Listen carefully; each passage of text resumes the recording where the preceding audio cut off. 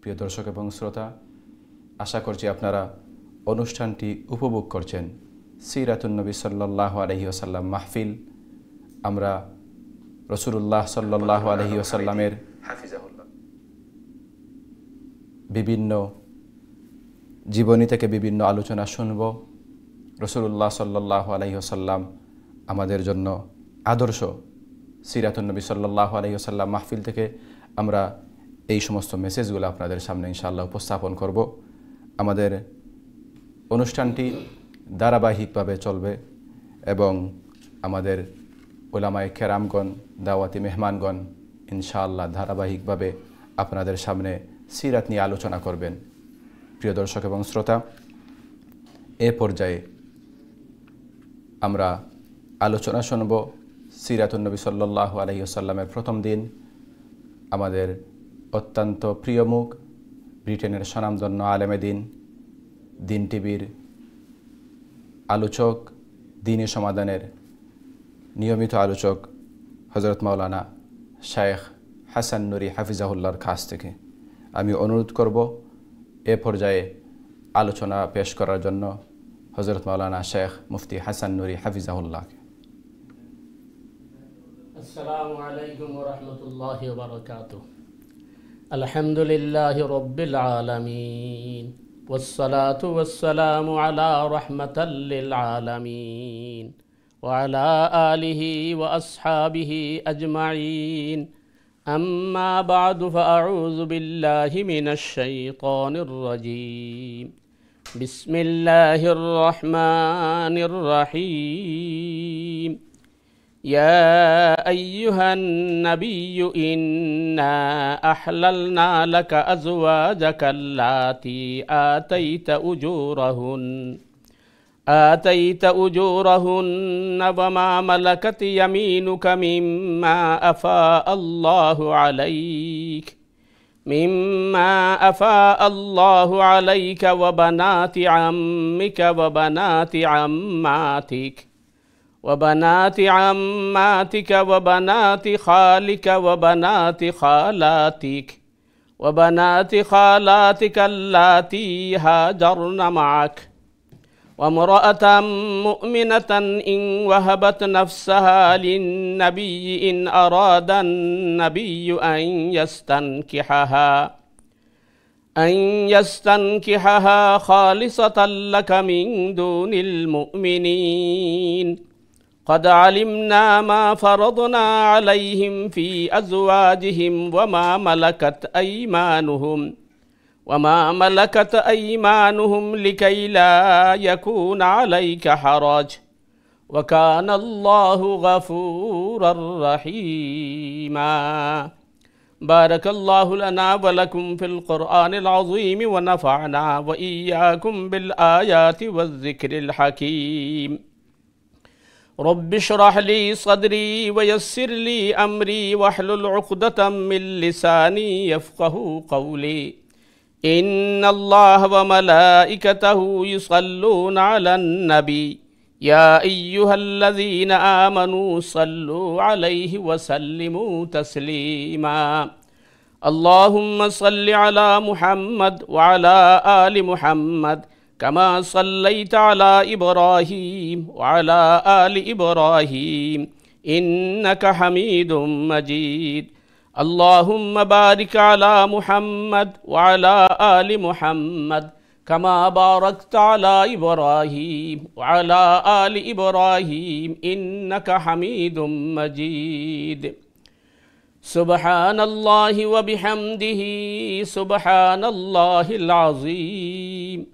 سبحان الله العظيم وبحمده أستغفر الله إن الله غفور رحيم. আলহামদুলিল্লাহ সুম্মা আলহামদুলিল্লাহ। দিন টিভির দর্শক ভিউয়ার ভাই বোনেরা, যারা দিন টিভির পর্দায় আজকের এই প্রোগ্রাম আপনারা দেখছেন অথবা অনলাইন থেকে যারা পৃথিবীর বিভিন্ন অঞ্চল থেকে আপনারা দেখছেন, আপনাদেরকে আমরা স্বাগতম জানাচ্ছি। ইতিপূর্বে দিন টিভির সিও আমাদের অত্যন্ত শ্রদ্ধাভাজন ব্যক্তিত্ব শেখ বদরুল আলম হামিদি হাফিজাহুল্লাহ তাআলা আনহু অত্যন্ত গুরুত্বপূর্ণ বিষয় আলোচনা করেছেন এবং আমরা দিন টিভির পর্দায় আজ এবং কাল অপরাহ্ন 2টা থেকে রাত 10টা পর্যন্ত আমরা এই প্রোগ্রাম এই কারণেই আমরা ঠিক করেছি যাতে করে আপনারা বিভিন্ন উলামায়ে কেরাম, শেখ, মুশায়েখ, স্কলারদের কাছ থেকে আপনারা সিরাহ সম্পর্কে আলোচনা শুনতে পারেন এবং আমল করতে পারেন। সম্মানিত দর্শক ভিউয়ার ভাই বোনেরা, আমরা জানি অবশ্যই যে আল্লাহ সুবহানাহু তাআলার সৃষ্টির মধ্যে ফল এবং ফুল যেগুলো আছে, এক এক ফলের এক এক টেস্ট, এক এক স্বাদ এবং এক এক উপকার থাকে। একইভাবে এক এক ফুলের এক এক ঘ্রাণ থাকে এবং এক এক কালার থাকে এবং এক একটা উপকার থাকে। তো ভিন্ন উলামায়ে কেরাম এবং ভিন্ন স্কলার থেকে আমরা যখন সিরাহ শুনব তো অবশ্যই আমরা এর চেয়ে বেনিফিটেড হব এবং আমরা রাসূল করিম সাল্লাল্লাহু আলাইহি ওয়াসাল্লামের জীবনী থেকে আমরা আমাদের নিজেকে এবং পরিবার, সমাজ, রাষ্ট্রকে আমরা গড়ে তোলার চেষ্টা করব। সম্মানিত দর্শক ভিউয়ার ভাই বোনেরা, ইতিপূর্বে শেখ বদরুল আলম হামিদি হাফিজাহুল্লাহ তাআলা আনহু যেটি বলেছেন যে রাসূল করিম সাল্লাল্লাহু আলাইহি ওয়াসাল্লামের জীবনী যদি আমরা কিয়ামত পর্যন্ত আলোচনা করি কিন্তু এই জীবনী আলোচনা শেষ হবে না, আমরা শেষ হয়ে যাব। কোরআনে কারীমে আল্লাহ সুবহানাহু তাআলা সূরা লুকমানের 27 নম্বর আয়াতে ইরশাদ করছেন, ওয়ালাউ আন্নামা ফিল আরদি মিন শাজারাতিন আকলামুন ওয়াল বাহরু ইয়ামুদ্দুহু মিন বাদিহি সাবআতু আবহুরিম মা নাফিদাত কালিমাতুল্লাহ ইন্নাল্লাহা আজিজুন হাকীম। কোরআনে কারীম আল্লাহ সুবহানাহু তাআলার এমন একটি গ্রন্থ বা কিতাব যেটির ব্যাখ্যা বিশ্লেষণ যদি কেউ লিখতে থাকে তো আল্লাহ সুবহানাহু তাআলা বলছেন পৃথিবীর সমস্ত ডাল, পালা, লতা, গুল্ম সবগুলোই যদি কলমে রূপান্তরিত হয় আর মানব আর দানব মিলে 7 সমুদ্র, এর মধ্যে আরও যদি 7 সমুদ্রকে অ্যাড করা হয় আর এটাকে কালি বানানো হয় আর লিখতে শুরু করা হয়, এই কলম, এই হাত এবং এই কালি শেষ হয়ে যাবে কিন্তু কোরআনে কারীমের ব্যাখ্যা বিশ্লেষণ শেষ হবে না। আম্মাজান সাইয়্যিদা আয়েশা সিদ্দিকা রাদিয়াল্লাহু তাআলা আনহাকে জিজ্ঞেস করা হয়েছিল যে রাসূল করিম সাল্লাল্লাহু আলাইহি ওয়াসাল্লামের জীবনী সম্পর্কে আপনি বলুন। তখন তিনি বলেছেন, তোমরা কি কোরআন পড়ো নাই? কান্নাহু খুলুকুল কোরআন, তার জীবনীটাই হচ্ছে কোরআন। তাহলে বোঝা যাচ্ছে আমরা যদি সমস্ত ডালপালা, লতা, গুল্ম এইগুলোকে যদি আমরা কলম বানাই এবং 7 সমুদ্র, আরও 7 সমুদ্র এড করেও যদি আমরা কালি বানাই আর মানুষ আর জিন জাতি যদি রাসূল করিম সাল্লাল্লাহু আলাইহি ওয়াসাল্লামের জীবনী আলোচনা করতে থাকে অথবা লিখতে থাকে, এগুলো একদম শেষ হয়ে যাবে কিন্তু আল্লাহর রাসূল সাল্লাল্লাহু আলাইহি ওয়াসাল্লামের জীবনী আলোচনা করা শেষ হবে না। এটি সমুদ্র নয়, এটি একটি বিশাল ভান্ডার। আল্লাহ সুবহানাহু তাআলা নিজের জন্য যেভাবে ব্যবহার করেছেন যে আলহামদুলিল্লাহি রাব্বিল আলামিন, আমি হচ্ছি সৃষ্টি জগতের রব, একইভাবে আল্লাহ সুবহানাহু তাআলা বলছেন আমার হাবিব হচ্ছেন রাহমাতাল লিল আলামিন, তিনি হচ্ছেন সৃষ্টি জগতের জন্য রাহমাত। আর কোরআনে কারীমকে আল্লাহ সুবহানাহু তাআলা বলছেন যিকরুল লিল আলামিন, এটি হচ্ছে সৃষ্টি জগতের জন্য আল্লাহর ওয়াজ, নসিহা অথবা স্মরণের গ্রন্থ। আর বায়তুল্লাহকে আল্লাহ সুবহানাহু তাআলা বলছেন হুদাল লিল আলামিন, সৃষ্টি জগতের জন্য হেদায়েতের প্রাণ কেন্দ্র। সম্মানিত দর্শক ভিউয়ার ভাই বোনেরা, আমি কোরআনে কারীমের 30 নম্বর সূরা আহজাবের 50 নম্বর আয়াত তিলাওয়াত করেছি। এই 50 নম্বর আয়াত নিয়ে আমি আলোচনা করার চেষ্টা করব ইনশাআল্লাহ বিইজনিল্লাহ। কারণ রাসূল করিম সাল্লাল্লাহু আলাইহি ওয়াসাল্লামের আলোচনা এবং আমরা তার গুণগান, গুণকীর্তন যেভাবে করছি, একদল মানুষ রাসূল করিম সাল্লাল্লাহু আলাইহি ওয়াসাল্লামের সমালোচনায় মুখর এবং তারা রসুল করিম সাল্লাল্লাহু আলাইহি ওয়াসাল্লামকে বিভিন্নভাবে ব্যঙ্গ বিদ্রুপ করার চেষ্টা করে এবং তারা ভিন্ন খুঁড়া যুক্তি এবং অভিযোগ উত্থাপন করে যেগুলার আদৌ কোনো দলিল নেই এবং এটার কোনো যুক্তিসঙ্গত কারণ নেই। আমি এই বিষয়ে আপনাদের সামনে আলোচনা করার চেষ্টা করব ইনশাআল্লাহ বিইজনিল্লাহ। প্রথমত আমরা জানবার চেষ্টা করব যে নবী এবং রসুল দুনিয়ায় আগমন কেন করলেন, নবী এবং রসুলের আগমনের প্রয়োজনীয়তা কী ছিল, যদি নবী এবং রসুল আগমন না করতেন তাহলে অসুবিধাটা কী ছিল। আমরা নবী এবং রসুলের এই আগমন এবং নবী এবং রসুলের প্রয়োজনীয়তা নিয়ে আমরা বিশেষ আলোচনা করার চেষ্টা করব, যাতে আমরা বুঝতে পারি যে নবী এবং রসুলের আগমনের উদ্দেশ্য কী এবং প্রয়োজনীয়তা কী এবং কী জন্য আল্লাহ সুবহানাহু তাআলা তাদেরকে প্রেরণ করলেন। সম্মানিত দর্শক ভিউয়ার ভাই বোনেরা, আসলে আল্লাহ সুবহানাহু তাআলা মানুষকে 5টা জিনিস দিয়েছেন আর এর সাথে মানুষকে ব্রেন দিয়েছেন। এই 5টা জিনিস অর্থাৎ চক্ষু, কর্ণ, নাসিকা, জিহ্বা ও ত্বক, আর এর মেইন সেন্টার বা মূল পাওয়ার হচ্ছে ব্রেন। এই 6টা জিনিস দিয়ে মানুষ অনুধাবন করে প্রতিটা জিনিস এবং শিক্ষা দীক্ষা যা কিছু মানুষ অর্জন করেছে সব কিছুই এই 6টা জিনিসের মাধ্যমে অর্জন করেছে।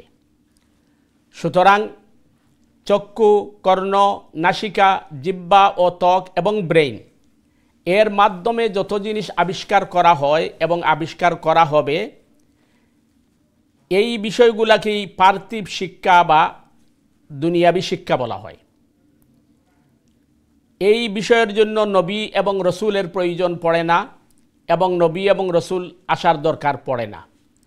তার কারণ মানুষ তার চক্ষু, কর্ণ, নাসিকা, জিহ্বা, ত্বক এবং ব্রেন দিয়া সব কিছু অনুধাবন করতে পারে, বুঝতে পারে, জানতে পারে। যেভাবে মানুষ তার ব্রেন দিয়ে মডার্ন টেকনোলজি তৈরি করেছে এবং কিয়ামতের আগে আরও অনেক কিছুই হবে, এটার জন্য নবী রসুলের প্রয়োজন পড়ে না। কিন্তু মানুষ জানে না তার এই জীবনটা কিন্তু নশ্বর, এটি কিন্তু চিরস্থায়ী নয়।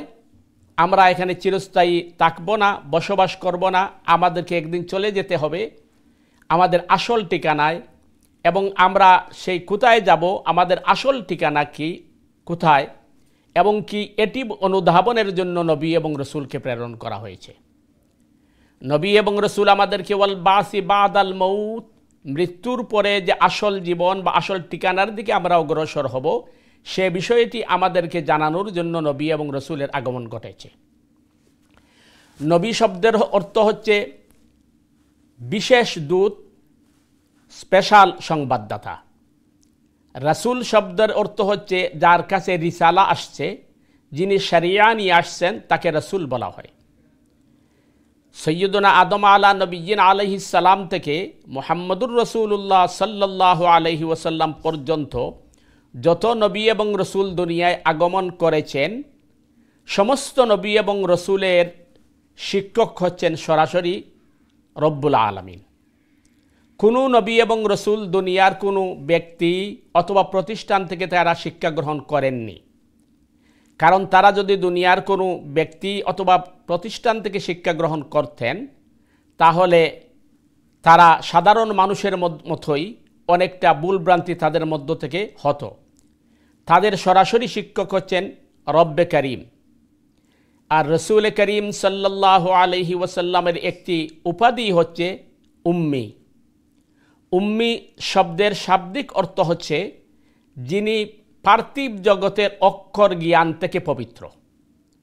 পার্থিব জগতের শিক্ষা দীক্ষা থেকে যিনি পুত পবিত্র, তাকে উম্মি বলা হয়। উম্মির ব্যাপক আরেকটি অর্থ হচ্ছে, আরবি ভাষায় উম্মুন মানে অর্থ হচ্ছে মা। মা হচ্ছেন সন্তানের ফাউন্ডেশন। ঠিক একইভাবে রসুল করিম সাল্লাল্লাহু আলাইহি ওয়াসাল্লাম হচ্ছেন দুনিয়া এবং আখিরাতের সমস্ত শিক্ষা দীক্ষার মূল ফাউন্ডেশন এবং মূল শিক্ষক। এই জন্য আল্লাহ রসুল সাল্লাল্লাহু আলাইহি ওয়াসাল্লাম বলেছেন, কালা ইন্নামা আনা বুইসতু মুআল্লিমা, আমাকে শিক্ষক হিসাবে প্রেরণ করা হয়েছে। অর্থাৎ দুনিয়ার জ্ঞান বিজ্ঞান শিক্ষা দীক্ষা যেখানে গিয়ে শেষ, মুহাম্মদুর রসুল্লাহ সাল্লাল্লাহু আলাইহি ওয়াসাল্লামের শিক্ষা সেখান থেকে শুরু, এবং যার শিক্ষার শুরু আছে কিন্তু শেষ নেই, যেটি আমরা সূরা লুকমানের 27 নম্বর আয়াত থেকে আমরা জানতে পেরেছি। প্রিয় ভাই ও বোনেরা, এবার প্রশ্ন আসে যে নবী এবং রসুল, তারা যে নবী এবং রসুল হয়েছেন, তারা নিজেরা সেটাকে অনুধাবন করলেন কিভাবে, আর আমরা কিভাবে জানলাম যে তারা নবী এবং রসুল? এই একটি প্রশ্ন কিন্তু আমাদের দেশের তথাকথিত যারা মুক্তমনা দাবি করে, নাস্তিক মুলহিদিন, তারা এই প্রশ্নটা উত্থাপন করে। প্রথম কথা হচ্ছে যে নবী এবং রসুল কিভাবে জানলেন তিনি যে নিজে নবী? এটি আল্লাহ সুবহানাহু তাআলা বলছেন যে নবী এবং রসুলকে আমি আমার নিজের হাতে গড়ে তুলেছি, এবং তাদের প্রথম যে সূচনা আল্লাহ রসুল সাল্লাল্লাহু আলাইহি ওয়াসাল্লামকে আম্মাজান সৈয়দা আয়েশা সিদ্দিকা রাদিয়াল্লাহু তাআলা আনহা জিজ্ঞেস করেছিলেন, ইয়া রাসূলুল্লাহ, ওয়াহির সূচনা কিভাবে হয়েছিল? তখন রসুল করিম সাল্লাল্লাহু আলাইহি ওয়াসাল্লাম প্রতি উত্তরে বললেন, রুইয়াতুস সালেহা আই রুইয়াতুস সাদেকা, নেক স্বপ্ন এবং সত্য স্বপ্নর মাধ্যমে আমাকে প্রস্তুত করা হয়েছে এবং আমাকে রেডি করা হয়েছে, এবং আমি ধীরে ধীরে বুঝতে পেরেছি যে আমাকে বিশেষ কাজের জন্য চয়ন করা হচ্ছে। প্রশ্ন আসতে পারে, স্বপ্ন তো সবাই দেখে, তাহলে স্বপ্নের মাধ্যমে কিভাবে অনুধাবন করা যায়? আমাদেরকে বুঝতে হবে কোরআন এবং হাদিসের পরিভাষায় স্বপ্ন তিন ধরনের। একটি স্বপ্ন হচ্ছে রহমানি, আরেকটি স্বপ্ন হচ্ছে শয়তানি, আরেকটি স্বপ্ন হচ্ছে খেয়ালি। রহমানি স্বপ্ন যেটি সরাসরি আল্লাহ সুবহানাহু তাআলার কাছ থেকে দেখানো হয়, আর শয়তানি স্বপ্ন হচ্ছে শয়তান প্ররোচনার মাধ্যমে যা কিছু দেখায়, আর খেয়ালি শব্দ হচ্ছে আমরা মন মানসিকতায় যা আমরা লালন করি সেটাকে মানুষ ঘুমানোর পরে দেখে। এখন প্রশ্ন হলো যে রহমানি শয়তানি খেয়ালি স্বপ্ন বুঝবে কিভাবে?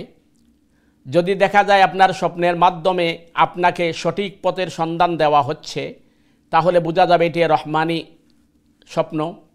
আর যদি দেখা যায় যে এটি গুনার দিকে ধাবিত করা হচ্ছে অথবা বিপরীত দিকে আমাদেরকে ইঙ্গিত করা হচ্ছে, তাহলে বুঝতে হবে এটি শয়তানি প্ররোচনা। আর আমি যে চিন্তা ভাবনা করি অথবা দিনে রাত্রে আমি যে কাজ করি, এগুলো যখন দেখা যায় তো স্বাভাবিকই বোঝা যায় এটি আমার এই ব্রেইন থেকে আমার ধারণা অনুযায়ী এগুলো হচ্ছে। রসুল করিম সাল্লাল্লাহু আলাইহি ওয়াসাল্লাম বলছেন, আমি যখন স্বপ্নে দেখতাম এটি সূর্যের মতো বাস্তব হতো, অর্থাৎ সকালে যেভাবে সূর্য উদিত হয় ঠিক তেমনিভাবে আমি রাতের স্বপ্নটাকে এভাবে সকালে পরিষ্কার দেখতে পেতাম। এভাবে নবী এবং রসুল যখন মানসিকভাবে রেডি হচ্ছেন যে আমাকে আল্লাহ সুবহানাহু তাআলা বিশেষ কারণে স্পেশালভাবে আমাকে চয়ন করেছেন, এই প্রস্তুতি নেওয়ার পরে আল্লাহর রসুল সাল্লাল্লাহু আলাইহি ওয়াসাল্লাম বলেন, ওয়াহির দ্বিতীয় ধাপ ছিল মিসলা সালসালাতিল জারাসে, যে আমাকে মৌমাছির ভুনভুন আওয়াজের মতো একটি আওয়াজ বা শব্দ আমার কানের মধ্যে বেজে উঠত, তখন আমি মনোযোগী হতাম, অথবা ঘণ্টির অনবরত আওয়াজের মতো একটি আওয়াজ আমার কানের মধ্যে আসত। এই আওয়াজ আসার পরে আমি যখন মনোযোগী হতাম, তখন জিবরিল আমিন আমাকে আল্লাহ সুবহানাহু তাআলার ওয়াহির এই ইঙ্গিতটা ব্যাখ্যা বিশ্লেষণ করে আমাকে বুঝাতেন, যেটি অনেক সময় আমাদের সমাজে এই সমস্ত মুলহিদিনরা প্রশ্ন করে যে নবীর সাথে আল্লাহ কথা বলেছেন, সেই ভাষাটা কী ছিল? কারণ কোরআন আরবি ভাষায় এসেছে, এটি তো আরবের ভাষা, এটি তো ওই আলাদা কোনো ভাষা নয়। আল্লাহ রসুল জবাব দিচ্ছেন, ওয়াহির ভাষা হচ্ছে মিসলা সালসালাতিল জারাসে, এবং সূরা নাহলের মধ্যে আল্লাহ বলছেন ওয়াউহা রাব্বুকা ইলান নাহলি আনিত্তাখিযি মিনাল জিবালি বুয়ুতাও ওয়া মিনাশ শাজারি ওয়া মিম্মা ইয়ারিশুন। আমি মৌমাছির কাছে ওহী প্রেরণ করলাম। তাহলে মৌমাছির কাছে আল্লাহ ওহী প্রেরণ করেছেন যে ভাষায়, নবীদের কাছে আল্লাহ একই ভাষায় ওহী প্রেরণ করেছেন। এখন প্রশ্ন আসতে পারে যে মৌমাছি কিভাবে বুঝে, এটা মৌমাছি জানে এবং তার মালিক আল্লাহ সুবহানাহু ওয়া তাআলা জানেন। তো ঠিক একইভাবে আল্লাহ রসুল সাল্লাল্লাহু আলাইহি ওয়াসাল্লাম বলছেন যে ওহীর এই দ্বিতীয় যে স্তরটা ছিল মিসলা সালসালাতিল জারাসে, এটি হচ্ছে আমার জন্য খুবই কঠিন এবং শক্ত ছিল। তার কারণ এটি কিছু সাংকেতিক আল্লাহর পক্ষ থেকেই ব্যবহার করা হতো, যা বুঝে ওঠা অনুধাবন করা খুবই কষ্টকর ছিল। তখন জিবরিল আমিন আমাকে সহযোগিতা করতেন। এরপরে তৃতীয় যেটি ওহীর মাধ্যমে, এটি আমরা সবাই জানি, জিবরিল আমিনের মাধ্যমে আল্লাহ সুবহানাহু ওয়া তাআলা প্রেরণ করেছেন, যেভাবে কোরআনে কারীম আসছে। তো এটি হচ্ছে যে নবী এবং রসুল তারা তাদেরকে নিজকে নবী এবং রসুল জানার যে বিষয়টি, এটি তারা এভাবে অনুধাবন করেছেন। এবার প্রশ্ন আসবে যে আমরা কিভাবে জানলাম যে নবী এবং রসুল উনি যে আল্লাহর নবী বা উনি যে আল্লাহর রসুল, এই প্রমাণ আমাদের কাছে কি? প্রথম বিষয় হচ্ছে যে কোরআনে কারীম আল্লাহ সুবহানাহু ওয়া তাআলার কিতাব।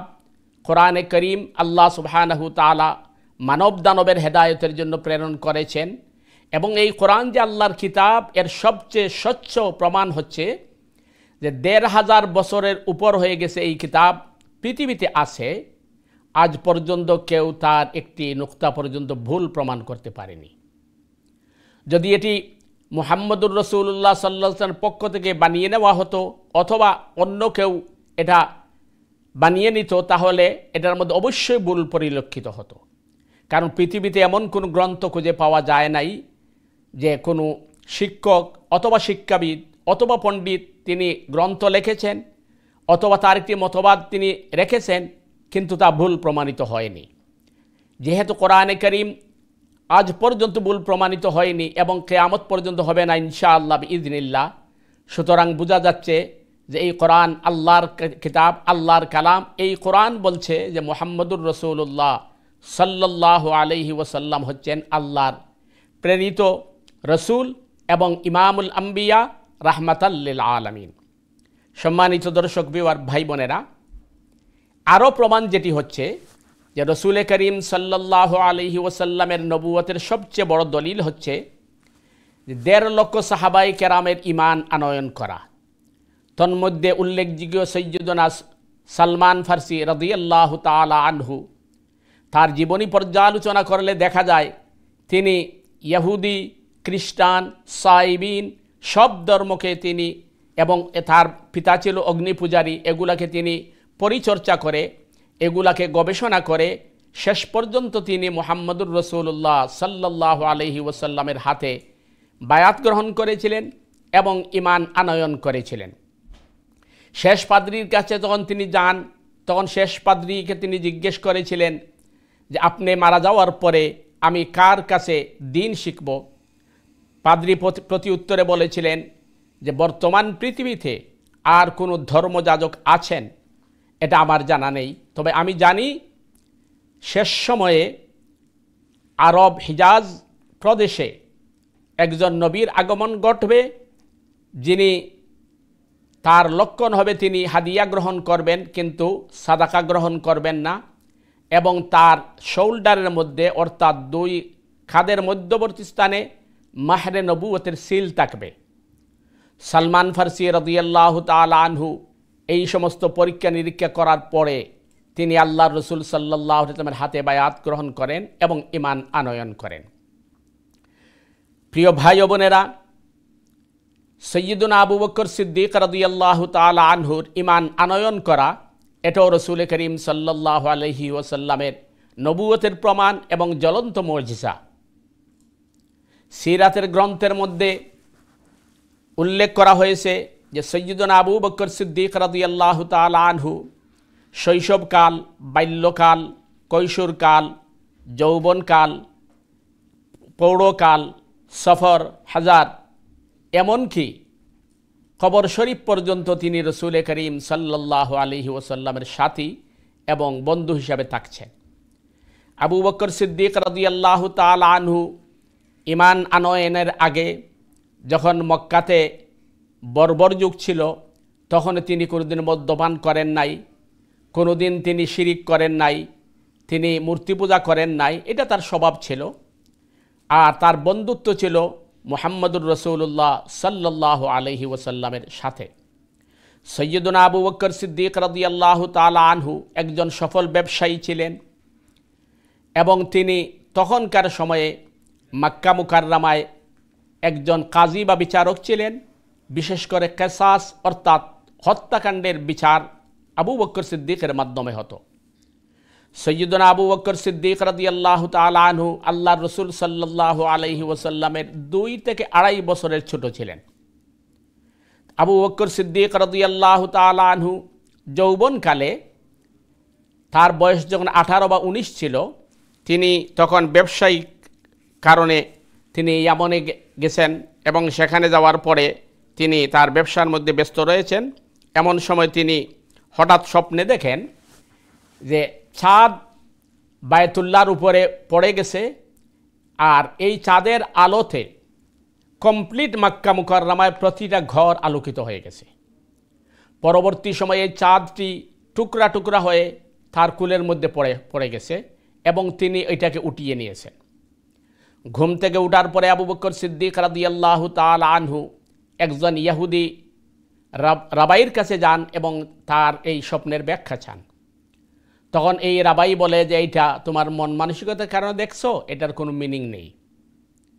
এরপরে আবু বকর সিদ্দিক রাদিয়াল্লাহু তাআলা আনহু আর তেমন এটা নিয়ে চিন্তা ভাবনাও করেননি এবং তিনি কোনোদিন এটি কারোর সাথে শেয়ারও করেননি। স্বপ্নকে স্বপ্নই তিনি মনে করেছেন। এর প্রায় 1.5 যুগ পরে তিনি যখন ব্যবসার উদ্দেশ্যে শাম দেশে গেছেন, ওইখানে যাওয়ার পরে একদিন রাত্রে ঘূর্ণিঝড় এবং তুফানের কারণে তিনি এক পাদ্রীর ঝুপড়িতে আশ্রয় নিতে চাইছেন। তখন ওই পাদ্রীর যে ঝুপড়ির খাদেম ছিল সে বলছে যে এখানে পাদ্রীর অনুমতি ছাড়া কেউ ঢুকতে পারে না। আবু বকর সিদ্দিক রাদিয়াল্লাহু তাআলা আনহু তাকে বলছেন যে উনি যদি পাদ্রী হয়ে থাকেন, ধর্মযাজক হয়ে থাকেন, তাহলে তো বিপদগ্রস্ত মানুষকে আশ্রয় দেওয়ার কথা, আমি তো বিপদে পতিত হয়েছি। তার আওয়াজ শুনে ভিতর থেকে ওই পাদ্রী জিজ্ঞেস করছে যে কার সাথে কথা বলছো? সে বলছে হিজাজের একজন লোক। তখন পাদ্রী বলছে তাকে ভিতরে আসতে দাও। আবু বকর সিদ্দিক রাদিয়াল্লাহু তাআলা আনহু ভিতরে প্রবেশ করেছেন। পাদ্রী জিজ্ঞেস করেছে তোমার দেশের বাড়ি কোথায়? তিনি বলছেন হিজাজ প্রদেশে।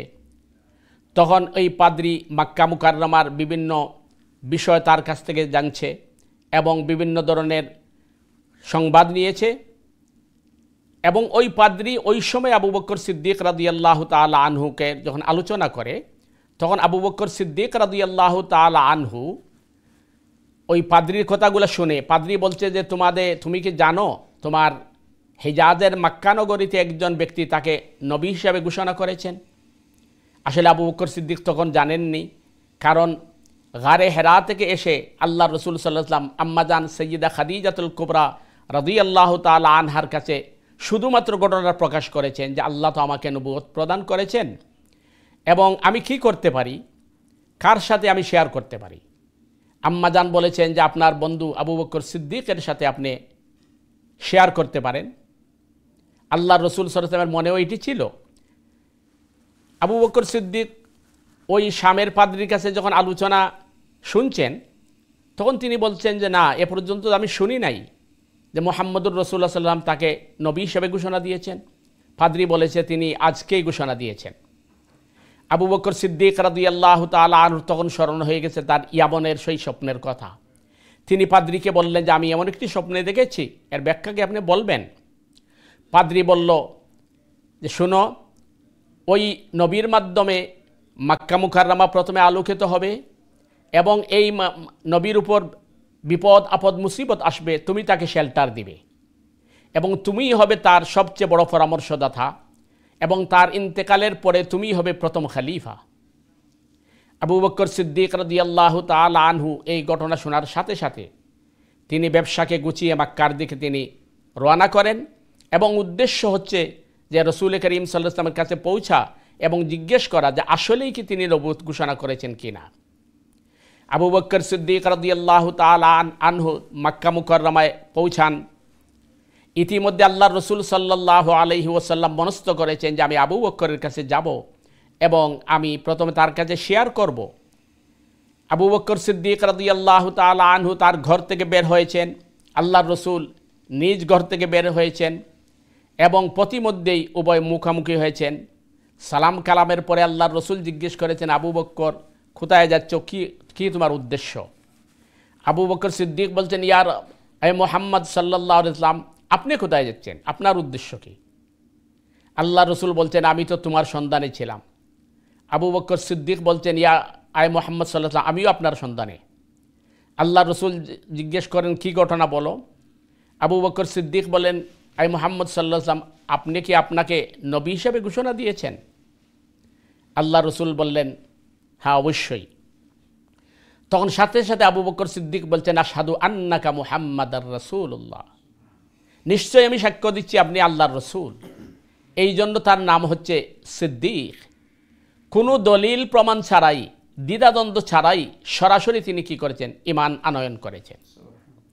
এবার আবু বকর সিদ্দিক রাদিয়াল্লাহু তাআলা আনহু বলতেন, ইয়া রাসূলুল্লাহ, সমস্ত নবী এবং রসুল তো যখন নবুয়তির ঘোষণা করেছেন তখন জাতি তার কাছে প্রমাণ চেয়েছে, তারা মুজিজা দেখিয়েছেন এবং এই মুজিজার মাধ্যমে প্রমাণিত হচ্ছে তাদের নবুয়ত এবং রিসালত। আপনার এমন কোনো মুজিজা আছে যা আমি মানুষের কাছে প্রকাশ করতে পারি? আল্লাহ রসুল বলেন, অবশ্যই। আবু বকর সিদ্দিক বলেন, সেটি কি? আল্লাহ রসুল বলেন, ইয়ামনে যে তুমি স্বপ্নে দেখেছিলে সেটি আমার মুজিজা। আবু বকর সিদ্দিক আশ্চর্য হয়ে বলেন, আশহাদু আন্নাকা মুহাম্মাদার রাসূলুল্লাহ, ইয়া রাসূলুল্লাহ, আমি আবার বলছি আপনি নিঃসন্দেহে আল্লাহর রসুল। 20 বছর আগের স্বপ্ন আমিই বলে গেছি, কারোর সাথে শেয়ার করিনি, আপনি জানলেন কিভাবে? আল্লাহর রসুল বললেন, জিবরিল আমাকে জানিয়ে দিয়েছে। সুতরাং যে সমস্ত মানুষ বিভ্রান্তির পথে চলে গেছে, যাদের মধ্যে কোরআনের নলেজ নেই, হাদিসের নলেজ নেই, ইসলামের জ্ঞান নেই এবং তার নিজের বিবেক বুদ্ধি এবং শয়তানের প্ররোচনায় তারা যে সমস্ত অভিযোগ করছে নবী এবং রসুলের বিরুদ্ধে, সুতরাং এগুলার কোনো ভিত্তি নেই এবং এরা অনর্থক এগুলা নিয়ে ওরা চিন্তা ভাবনা করছে। তো আল্লাহ সুবহানাহু তাআলা আমাদেরকে নবী এবং রসুল, বিশেষ করে রসুল করিম সাল্লাল্লাহু আলাইহি ওয়াসাল্লামের অনুসরণ অনুকরণের মাধ্যমে আমরা যেন আমাদের সুন্দর জীবন গড়ে তুলতে পারি এবং এর পাশাপাশি আমরা যেন দুনিয়ার মধ্যে প্রচার করতে পারি আল্লাহ রসুল সাল্লাল্লাহু আলাইহি ওয়াসাল্লামের এই দিন এবং মিল্লাতকে। যেভাবে ইতিপূর্বে শেখ বদরুল আলম হামিদি হাফিজাহুল্লাহ তাআলা আনহু বলেছেন যে আল্লাহ রসুল সাল্লাল্লাহু আলাইহি ওয়াসাল্লামের ঘোষণা হচ্ছে, বাল্লিগু আন্নি ওয়ালাউ আয়া, তোমরা যদি আমার কাছে একটি আয়াতও জানো তা প্রচার এবং প্রসার করো, এবং এটি হচ্ছে অত্যন্ত গুরুত্বপূর্ণ বিষয়। সম্মানিত দর্শক ভিউয়ার ভাই বোনেরা, আপনারা দেখছেন যে আমার পাশেই বসে আছেন ব্রিটেনের বিশিষ্ট আলেম দ্বীন এবং অত্যন্ত সুললিত কণ্ঠের কারি শফিক সাহেব। তার কাছ থেকে আপনারা গুরুত্বপূর্ণ আলোচনা শুনবেন ইনশাআল্লাহ বিইজনিল্লাহ। এছাড়া ধারাবাহিকভাবে বিভিন্ন আলেম, ওলামা, পীর, মাশায়েখ এবং স্কলারদের কাছ থেকে আপনারা ইসলাম সম্পর্কে জানবেন এবং শুনবেন, আমল করার চেষ্টা করবেন। আমি যে আয়াতটি তেলাওয়াত করেছিলাম, আয়াতের শুধুমাত্র অনুবাদ করেই আমি আমার আলোচনা এখানেই সংক্ষেপ করছি। পরবর্তী সময়ে আমি এই আয়াতের উপর আলোচনা করার চেষ্টা করব ইনশাআল্লাহ বিইজনিল্লাহ। আল্লাহ সুবহানাহু তাআলা সূরা আহজাবের 50 নম্বর আয়াতে এরশাদ করছেন, হে নবী, আপনার জন্য আপনার স্ত্রীগণকে হালাল করেছি যাদেরকে আপনি মুহরানা প্রদান করেন, আর দাসীদেরকে হালাল করেছি যাদেরকে আল্লাহ আপনার করায়ত্ত করে দেন, এবং বিবাহের জন্য বৈধ করেছি আপনার চাচাতো ভগ্নী, ফুফাতো ভগ্নী, মামাতো ভগ্নী, খালাতো ভগ্নীকে, যারা আপনার সাথে হিজরত করেছে। কোনো মুমিন নারী যদি নিজকে নবীর কাছে সমর্পণ করে, নবী তাকে বিবাহ করতে চাইলে সেও হালাল। এটা বিশেষ করে আপনারই জন্য, অন্য মুমিনদের জন্য নয়। আপনার অসুবিধা দূরীকরণের উদ্দেশ্যে মুমিনগণের স্ত্রী ও দাসীদের ব্যাপারে যা নির্ধারিত করেছি, আমার জানা আছে আল্লাহ ক্ষমাশীল, দয়াশীল।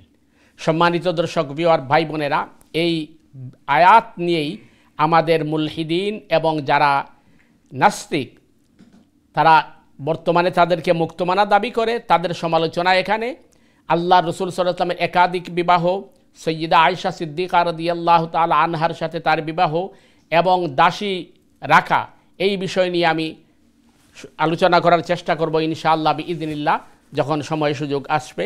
তো আল্লাহ সুবহানাহু তাআলা আমাদেরকে এই প্রোগ্রামগুলো দেখে এর থেকে আমাদেরকে শিক্ষা নেওয়া এবং আমল করার তৌফিক দান করুক।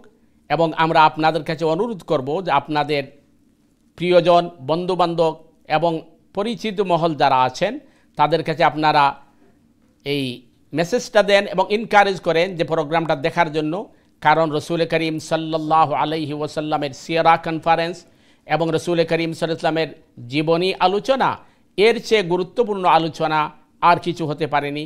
আপনি আমি সবাই এর মধ্যে সওয়াবের অংশীদার হব। আপনি একজন ভাই বা বোনকে যখন বলবেন যে দিন টিভিতে সিরা কনফারেন্স চলছে দেখেন, তখন ওই ব্যক্তি দেখার পরে যে সওয়াবের অধিকারী হবেন, আপনার আমার শুধু মেসেজের কারণে আমরা কিন্তু সমপরিমাণ সওয়াবের অধিকারী হব। আল্লাহ সুবহানাহু তাআলা আমাদেরকে এই কল্যাণকর কাজের তৌফিক দান করুক। পাশাপাশি আল্লাহ সুবহানাহু তাআলা আমাদেরকে, আপনাদেরকে, দিন টিভিকে এবং এই সিরা কনফারেন্সকে আল্লাহ কবুল করুক। আমিন। সুবহানাকাল্লাহুম্মা বিহামদিকা আশহাদু আল্লা ইলাহা ইল্লা আনতা আস্তাগফিরুকা ওয়া আতুবু ইলাইক। ওয়াসসালামু আলাইকুম ওয়া রাহমাতুল্লাহি ওয়া বারাকাতুহু।